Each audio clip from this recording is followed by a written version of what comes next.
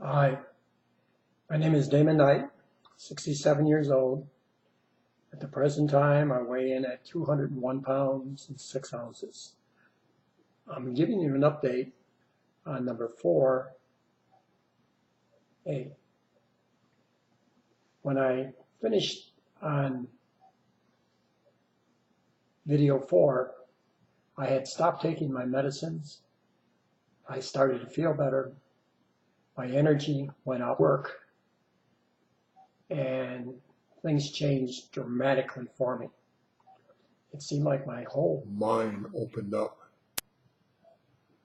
I stopped the original 17 medicines and I stopped the 3 extra ones.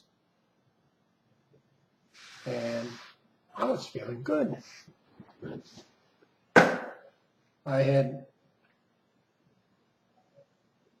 things happen that I really couldn't anticipate. Like, first of all, my creativity started to go up. And all of a sudden I wanted to paint. And I painted 26 paintings, not for anybody else, not for sale. If you look at my paintings and you say, oh, I like that, I'd say that's good. And if you went over and looked at my paintings and said, oh, I think that's terrible, I said, that's good. Saying, well, I'm really indifferent to them.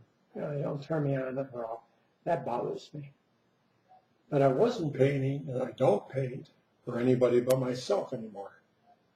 You realize when you don't have to satisfy anybody but yourself, you're not constricted to what you're going to do. I started writing 2 books. I started a number of things. I went to the public television. I became a television producer. Started making videos.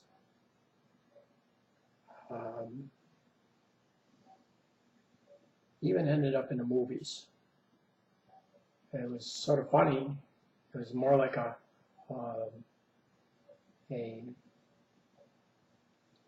hope. And it wasn't I was going to try to be an actor, a wonderful actor, but it wasn't. It was just a hoot to go over and give it a try. In 1 year's time, I became a psychiatrist in a film in an insane asylum in San Antonio. Friday Night Lights, just going over and being an extras. I ended up in Walking Distance, film that I played an FBI agent, and a host of others. And it was like life was changing. But let me get to the medicine. 1 year passes. I haven't taken any of the medicines. I haven't been taking Atlantis. I'm feeling wonderful. So I go for my yearly exam to the doctor. And you know, when you first come in, all his paperwork, what types of medicines you're taking, and I put down everything that he gave me. Because I really wanted to see what my condition was. He came back after the lab tests of the blood and urine and like a feces at the same time, and took x-rays. And he says, oh, Mr. Knight, you are really doing great. You must be following those medications that I've given you. You must be really following them close because you are really doing great. And I'm sitting back and I'm thinking, I haven't touched one of those medicines in over a year. Not a single one. So I decided to ask him a question. I said, Doc, I'm feeling very, very well. Well, what would happen if I decided to stop taking the medicines? And all of a sudden his head turned and he looked me in the eye and he said, oh, are you depressed? I could get you set up with a psychiatrist. I didn't see that depression before, but You're talking about stopping your one or two of your medicines? Why would you want to do that when you're doing so well? I said, Doc, give me an answer.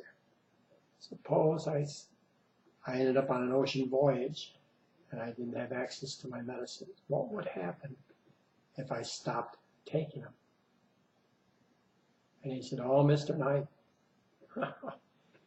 He pulled up real close to me and said, you're not depressed. I can get someone to talk to you right away. I said, no, I feel real fine. Just tell me what would happen. And he got up to about 6 inches from my face and he says, if you stopped it within 2 weeks, you would die. You would die a miserable death. If you lasted for 1 more week, all your systems would completely shut down. And your immune systems, your heart, kidneys, and you'd die an excruciating death. Is that what you want, Mr. Knight? This is not something to play with. You need to stay with those medicines. I said, thank you, doctor. And I made sure I wrote down his name so I would never go back to see him again. I'm telling you, if you get on a proper plant-based, you're willing to take herbs, you're willing to find out which herbs are the right ones to take, and then learn about the herbs. Like, you go into the store and they have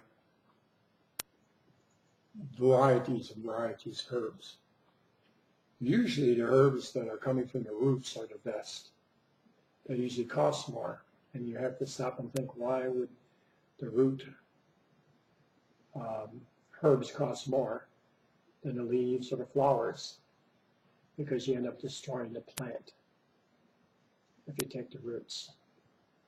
But they are stronger in content. I've never heard of anyone who has ever overdosed on herbs. I've never heard of anybody that has died from herbs, but I have heard of people dying from adverse reactions to prescriptive drugs. They don't have the side effects that the prescriptive drugs. And if you think about it, most of the prescriptive drugs are made up quite often of the herbs themselves. Well, they put them in such concentrated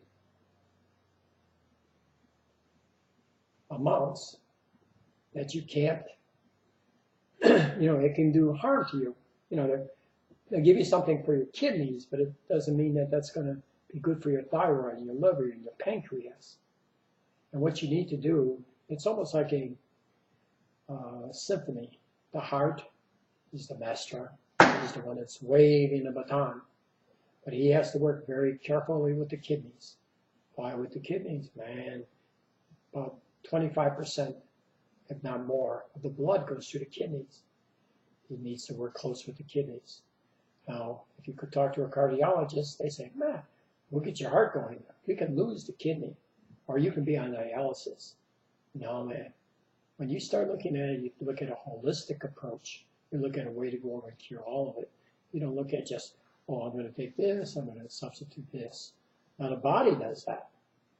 If it doesn't have enough of blood, it will basically turn off the circulation of blood into your hands and into your feet.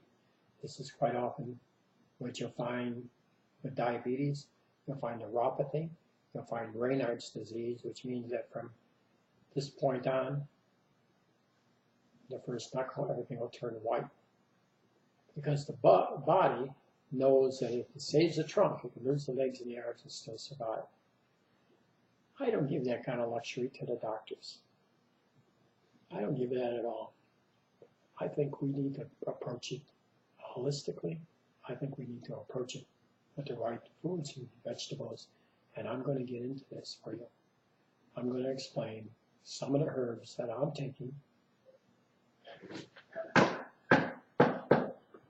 These are my bowls that I eat. I mix up everything into one large combination. I'm going to go over and explain to you in the upcoming videos, and I hope you watch. Until then, peace be with you, my friends. as they say, follow your own self.